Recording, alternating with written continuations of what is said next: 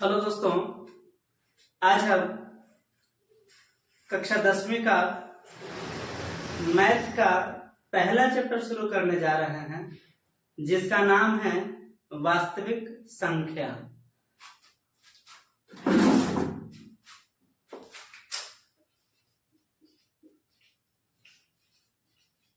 वास्तविक संख्या इसे अंग्रेजी में कहा जाता है रियल नंबर। रियल नंबर ये मैथ का पहला चैप्टर है, वास्तविक संख्या। इस चैप्टर में बाबू सबसे पहले हम पढ़ेंगे संख्या के बारे में। किसके बारे में पढ़ेंगे? संख्या के बारे में, नंबर। और संख्या में हम क्या देखेंगे? संख्या में हम सबसे पहले संख्या के प्रकार पढ़ेंगे, है ना। संख्या के प्रकार में हम देखेंगे सबसे पहले काल्पनिक संख्या। काल्पनिक संख्या, काल्पनिक संख्या को आभासी संख्या भी कहा जाता है। आभासी संख्या, आभासी संख्या भी कहा जाता है। और इसे अंग्रेजी में इमेजिनरी नंबर, इमेजिनरी नंबर कहा जाता है। दूसरा वास्तविक संख्या। वास्तविक संख्या जिसे अंग्रेजी में रियल नंबर, रियल नंबर कहा जाता है। संख्या कितने प्रकार के? दो प्रकार के। पहला काल्पनिक संख्या जिसे आभासी संख्या भी कहते हैं, इंग्लिश में उसे इमेजिनरी नंबर कहते हैं। और दूसरा है वास्तविक संख्या जिसे अंग्रेजी में रियल नंबर कहते हैं। इस चैप्टर का नाम से आपको पता चल रहा होगा कि इस चैप्टर में जो मूल रूप से हम लोग को पढ़ना है वो पढ़ना है वास्तविक संख्या के बारे में। इस चैप्टर में काल्पनिक संख्या के बारे में नहीं पढ़ना है, लेकिन फिर भी हमने लिख दिया है ताकि आप ये जान पाए कि संख्या दो प्रकार के हैं, काल्पनिक संख्या और वास्तविक संख्या। काल्पनिक संख्या के बारे में इस चैप्टर में नहीं पढ़ना है, लेकिन फिर भी हम यहाँ पे काल्पनिक संख्या को थोड़ा सा देखेंगे कि काल्पनिक संख्या किस प्रकार का होता है, इसे हम कैसे पहचानेंगे। उसके बाद हम वास्तविक संख्या में आएंगे।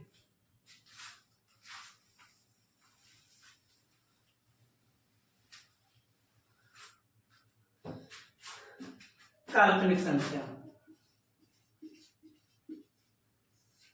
काल्पनिक संख्या इसे अंग्रेजी में क्या कहते हैं? Imaginary number. साथ में बोलना है आपको भी, इमेजिनरी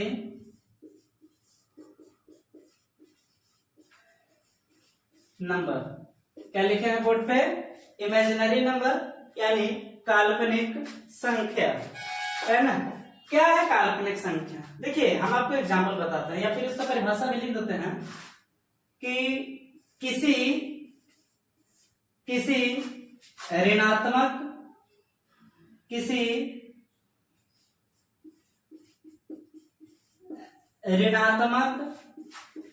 संख्या का वर्गमूल, किसी ऋणात्मक संख्या का वर्गमूल काल्पनिक संख्या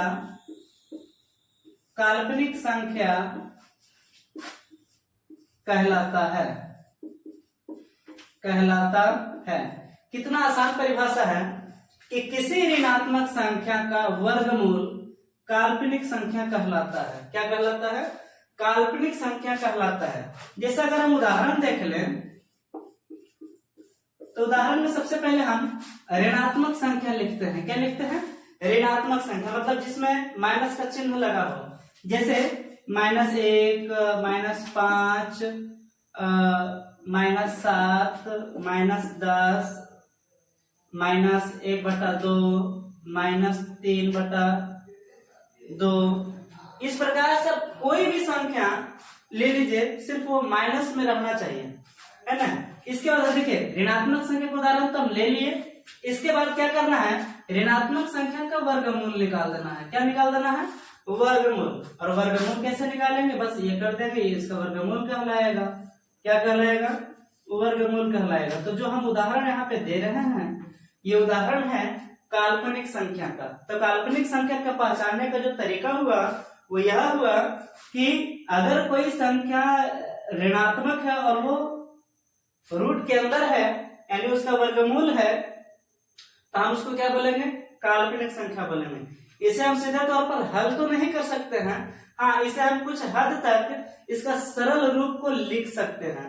हालांकि इसमें हम यहाँ पे ज्यादा आगे इसमें नहीं जाएंगे, क्योंकि ये हमारा इस चैप्टर का टॉपिक नहीं है। मेरा इस चैप्टर का जो टॉपिक है वो है वास्तविक संख्या। तो हम वास्तविक संख्या की ओर आगे बढ़ते हैं। ये सब अपन अपने कॉपी में लिखते चलिए, जो भी पढ़ा रहे हैं वो अपने कॉपी में लिखते चलिए, ठीक है? तब ज्यादा फायदा होगा।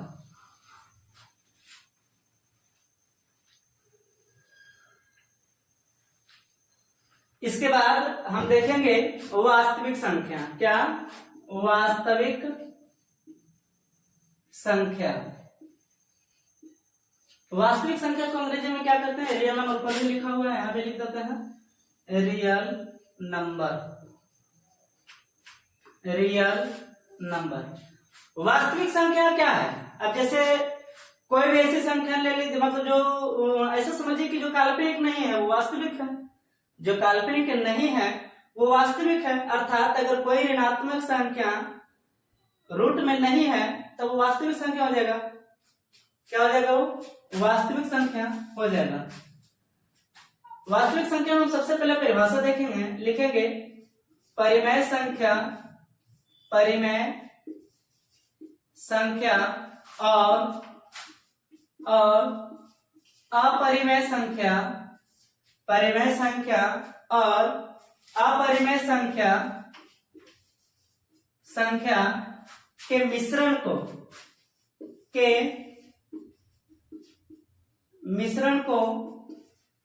वास्तविक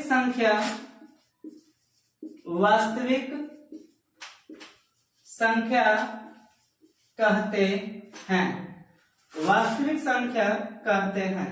यहाँ पे जो हम परिभाषा दिए हैं विद्यार्थी कि परिमेय संख्या और अपरिमेय संख्या के मिश्रण को वास्तविक संख्या कहते हैं।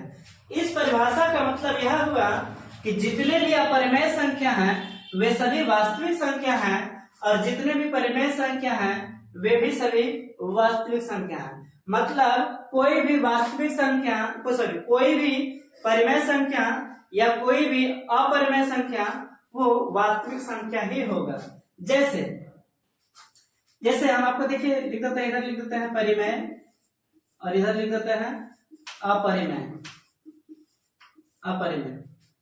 देखिए जैसे 2, 0, 1/2,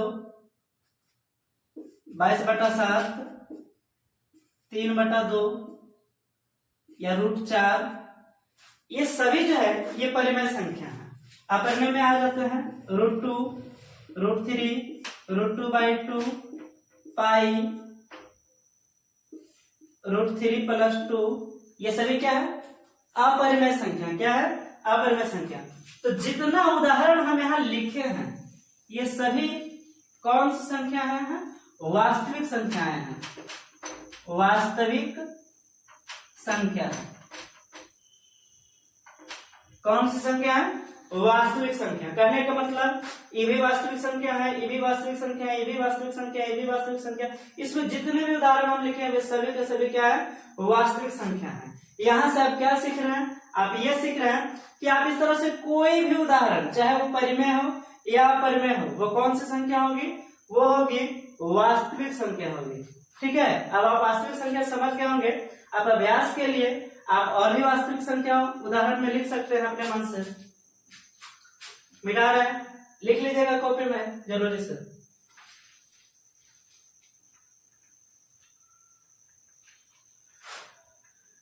हम यहाँ परिमेय और अपरिमेय को आगे अभी नहीं बढ़ाएंगे, बाद में हम आगे बढ़ेंगे परिमेय अपरिमेय में। पहले और तो जो जरूरी बात है उसको हम देख लेते हैं। इसमें सबसे पहले हम देखेंगे प्राकृत संख्या।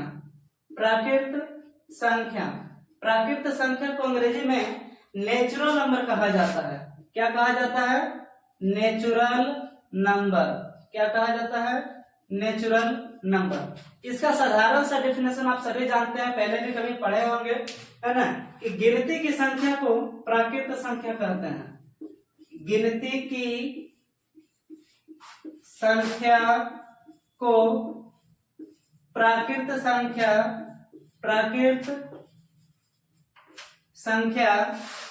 कहते हैं। प्राकृत संख्या कहते हैं। इसका अर्थ यह हुआ कि जब आप गिनती करते हैं, जैसे 1 2 3 4 5 इस तरह से जब आप गिनती करते हैं, तो गिनती में जितनी भी संख्याएं शामिल होती है वे सभी प्राकृत संख्याएं कहलाती है। फिर से, गिनती में जितनी भी संख्याएं शामिल होती है वे सभी संख्याएं प्राकृत संख्याएं कहलाती है। जैसे उदाहरण, आप जब गिनते हैं तो बोलिए कुछ गिनती में 10 आता है कि नहीं? जैसे आप 1 2 3 4 5 6 7 8 9 10 आया गिनती में, तो 10 प्राकृत संख्या है। उसी प्रकार से 20 भी आता है। जैसे आप गिनते जाएंगे तो जैसे 17 18 19 20, तो 20 तो आता है गिनती में। इसी प्रकार से और भी कुछ लिख सकते हैं, जैसे ऐसे कितना है? 12,535, ये भी गिनती में आएगा। उसी प्रकार से 5 भी गिनती में आएगा, 6 भी गिनती में आएगा। ये सभी कौन सी संख्या है? गिनती में आने वाली संख्या है। सभी क्या है? गिनती में आने वाली संख्या है, इसलिए सभी प्राकृत संख्या है। जो प्राकृत पहले इतना उतार लीजिए, ये लिख लीजिए, इसके बाद हम अगले बोर्ड पे ये करते हैं। बिठा दें इसको, लिख लीजिएगा जरूर कॉपी में। इसको और बेहतरीन ढंग से समझने के लिए हमें काम कर सकते। प्राकृत संख्या खत्म नहीं हुआ, कीड़ा बैठ गया था ऊपर पिल्लू। चलिए देखिएगा,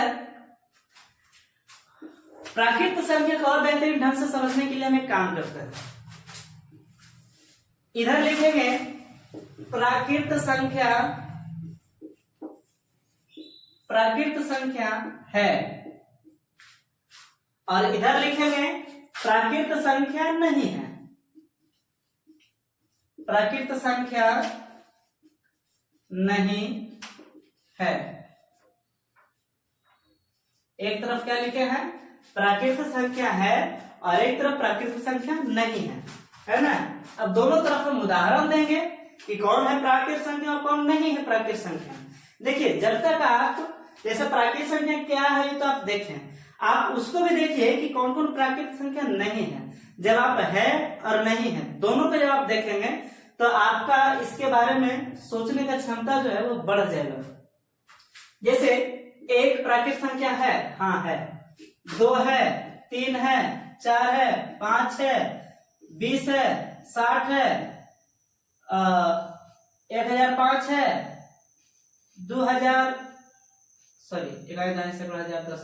20,010 है, हाँ है।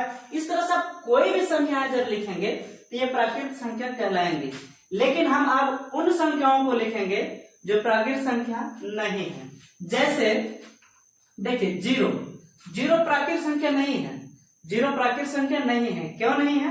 क्योंकि हमने परिभाषा दिया था कि गिनती की संख्याओं को प्राकृत संख्या कहेंगे, तो 0 गिनती में शामिल नहीं होता। हम लोग गिनती 1 से शुरू करते हैं। अब अगर 1 से शुरू करते हैं तो इसका मतलब है कि 1 के पहले जितनी भी संख्याएं हैं वो प्राकृत संख्याएं नहीं होंगी। जैसे -1, -2, -3, ये ऋणात्मक संख्याएं गिनती में नहीं आती है, इसलिए प्राकृत संख्या नहीं होगी, है ना। गिनती हम लोग शुरू 1 से करते हैं, और 1 से गिनती शुरू करके हम आगे बढ़ते हैं। जैसे 1 2 3 4 इस तरह से आगे बढ़ते हैं। लेकिन ये 1 के पहले की संख्या नहीं, पीछे की संख्या है, तो इसको हम प्राकृत संख्या नहीं कहेंगे। और हम जैसे 1/2, 3/5, ये भी प्राकृत संख्या नहीं है, क्योंकि ये गिनती में शामिल नहीं है। जैसे आप गिनते हैं तो क्या गिनते हैं? 1/2, 3/5, आपका गिनती में कभी आता है? नहीं आता है। तो यहाँ सभी चीज यह भी सीखते हैं कि प्राकृत संख्या जो होगी वे केवल पूर्णांक होंगे, कोई भिन्न नहीं होगी। इस तरह से जो रहेंगे वो संख्याएं वो प्राकृत संख्याएं नहीं होंगी। ठीक है, प्राकृत संख्याएं कौन होगी? जो केवल पूर्णांक होगा। क्या होगा? पूर्णांक होगा। अच्छा, एक तरफ और देख लीजिए, जैसे 4/2, ये प्राकृत संख्या है या नहीं है? 2 से 4 कट जाएगा, 2 आ जाएगा तो 2 तो प्राकृतिक संख्या है ना। इस तरह से आप प्राकृतिक संख्या समझ गए हैं। इसका मतलब लिख देते हैं,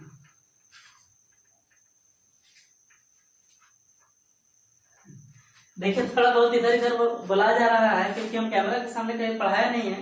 यूं तो लगभग हम 11 साल से पढ़ा रहे हैं, लेकिन कैमरे के सामने हम शुरू ही किए हैं पढ़ाने के लिए, इस वजह से थोड़ा सा दिक्कत महसूस हो रहा है, लेकिन धीरे धीरे धीरे ठीक हो जाएगा, है ना। कुछ पॉइंट लिख लेते हैं। सबसे छोटी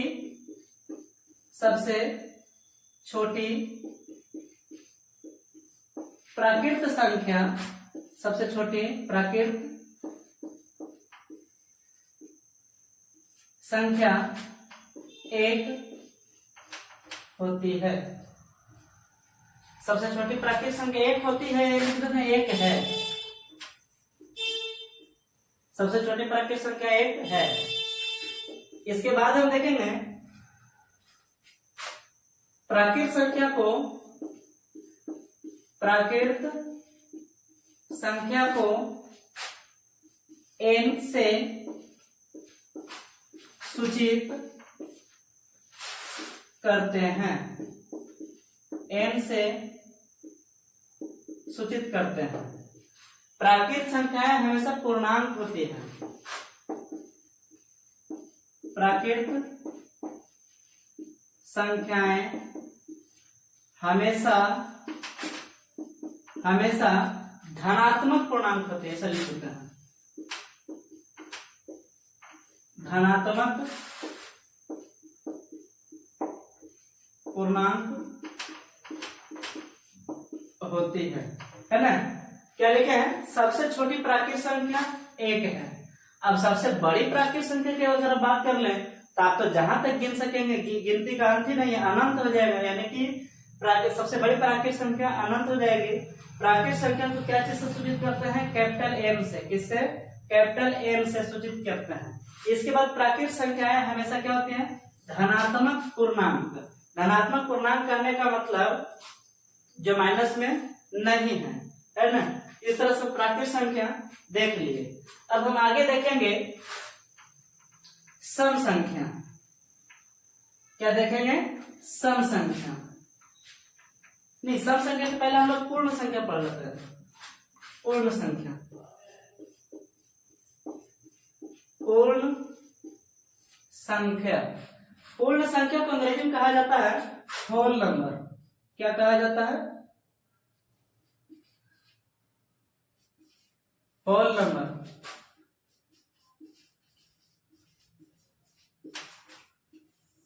होल नंबर कहा जाता है इसको अंग्रेजी में, है ना। देखिए प्राकृतिक संख्या जैसे आप अभी आप पढ़े तो हम क्या लिखेंगे? जब प्राकृतिक संख्या के साथ 0 भी शामिल, 0 भी शामिल होता है तो उसे पूर्ण संख्या कहते हैं। क्या कहते हैं? पूर्ण संख्या कहते हैं। जैसे उदाहरण में अगर हम देख लें, जैसे 0, इसमें 0 भी शामिल हो जाएगा। 1, 2, 3,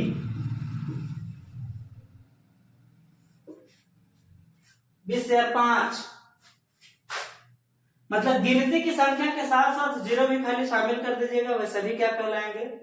पूर्ण संख्याएं कहलाएंगे। आप इसको भी लिख लीजिए। सारा कुछ लिखते जाना है, एकदम कॉपी कलम लेकर के बैठ जाइए स्थिर से और देखिए और लिखिए। जरूरत के हिसाब से बोलिए भी। ऐसा करने से आपका ध्यान बिल्कुल पढ़ाई पर रहेगा, ध्यान इधर उधर नहीं जाएगा और पढ़ने में भी मजा आएगा। ये नहीं कि कोढ़िया की तरह मोबाइल ऐसे ले लिए, सोए हुए देख रहे हैं, क्या मजा आ रहा है, देख रहे हैं, और 10 मिनट के बाद अपने ने मोबाइल ने, ऐसा नहीं है। आप उठ के बैठ के पढ़िए तब मजा आएगा।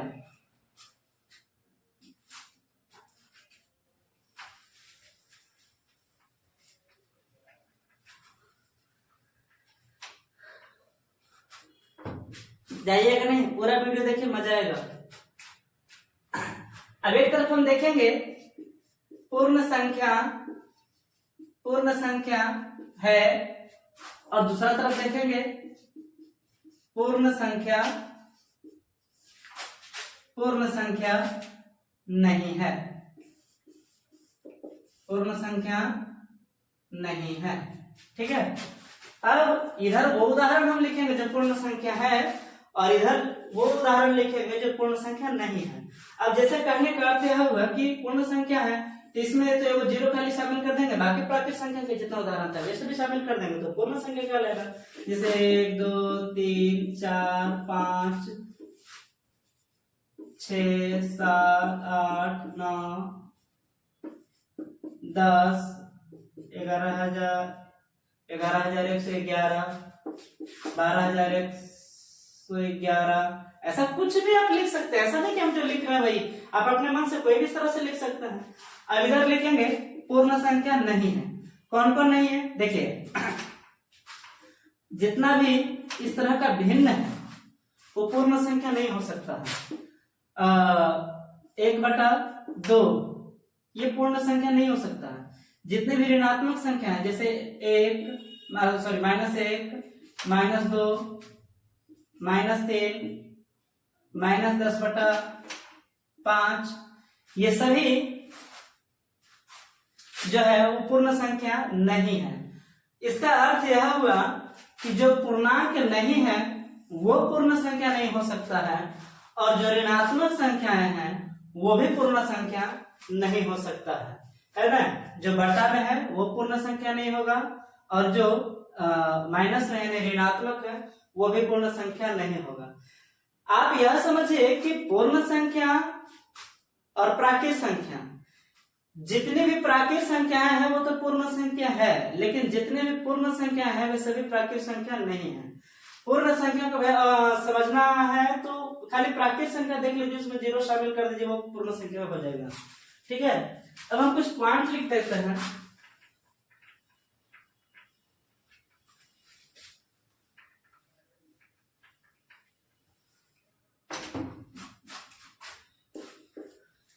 सबसे छोटी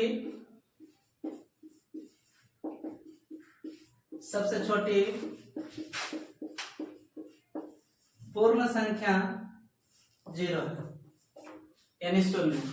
सबसे छोटी पूर्ण संख्या 0 है। इसके बाद लिखेंगे सभी प्राकृत संख्या पूर्ण संख्या है। सभी प्राकृत संख्या पूर्ण संख्या है, लेकिन सभी पूर्ण संख्या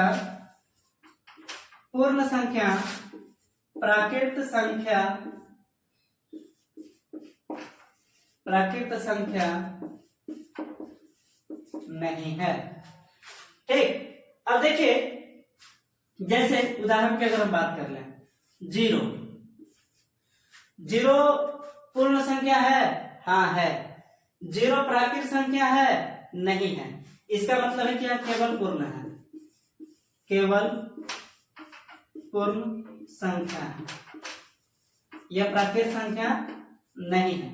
इसीलिए तो हम बोल रहे हैं कि सभी प्राकृत संख्या पूर्ण संख्या तो है, लेकिन सभी पूर्ण संख्या प्राकृत संख्या नहीं। जैसे हम क्या लिख रहे हैं? पूर्ण संख्या प्राकृत संख्या नहीं है, तो 0 तो पूर्ण संख्या है, प्राकृत संख्या है नहीं, इसका उदाहरण है। इसके बाद आगे देखिए, 1 क्या है? पूर्ण संख्या भी है, ये पहले प्राकृत संख्या है, देख लीजिए। प्राकृत संख्या और पूर्ण संख्या दोनों, दोनों है। जितना भी प्राकृत संख्या आप जानते हैं वो पूर्ण संख्या भी होगा। जैसे एक पूर्ण संख्या प्राकृत संख्या तो है ही है, तो ये पूर्ण संख्या भी होगा। 10 प्राकृत संख्या भी है तो ये पूर्ण संख्या भी होगा। 100 प्राकृत संख्या है तो पूर्ण संख्या भी होगा। 1000 ये प्राकृत संख्या भी है तो पूर्ण संख्या भी होगा। जितनी भी प्राकृत संख्या है वे सभी के सभी पूर्ण संख्याएं भी होगी। बस यही बात आपको जानना है। हो गया, मिटा दे। और सबसे बड़ी प्राकृत पूर्ण संख्या वही बात हो जाएगा जो प्राकृत संख्या के साथ था, अनंत।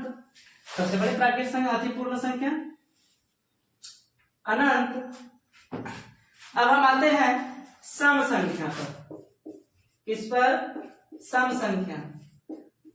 हम आपसे रिक्वेस्ट कर रहे हैं कि आप वीडियो में बने रहें, बहुत नया नया चीज देखने को मिलेगा और पूरा कंसेप्ट क्लियर होगा आपका, है ना। सम संख्या, सम संख्या को अंग्रेजी में कहा जाता है even number. Even number, even number क्या है? सम संख्या। लिखेंगे वह संख्या जिसे दो बराबर पूर्णांक में बांटा जा सके उसे सम संख्या कहते हैं। सम संख्या कहते हैं। सम संख्या क्या हो गया? वह संख्या जिसे दो बराबर पूर्णांक में बांटा जा सके उसे सम संख्या कहते हैं। इसका और भी कई तरह से परिभाषा हो सकता है कि जब किसी पूर्णांक को 2n के जब किसी मान लीजिए कि जब कोई पूर्णांक n है और उसको अगर 2n के रूप में लिखा जा रहा है ना, तो हम उसे क्या कहेंगे? सम संख्या कहेंगे। क्या कहेंगे? सम संख्या कहेंगे। तो परिभाषा बहुत तरह से हो सकता है, बस चीजों को समझना है कि वह संख्या जिसे दो बराबर पूर्णांक में बांटा जा सके उसे सम संख्या कहते हैं। उदाहरण में देख लीजिए, जैसे देख लीजिए 2 4 -2 -4 -6 8 20 -50 आदि।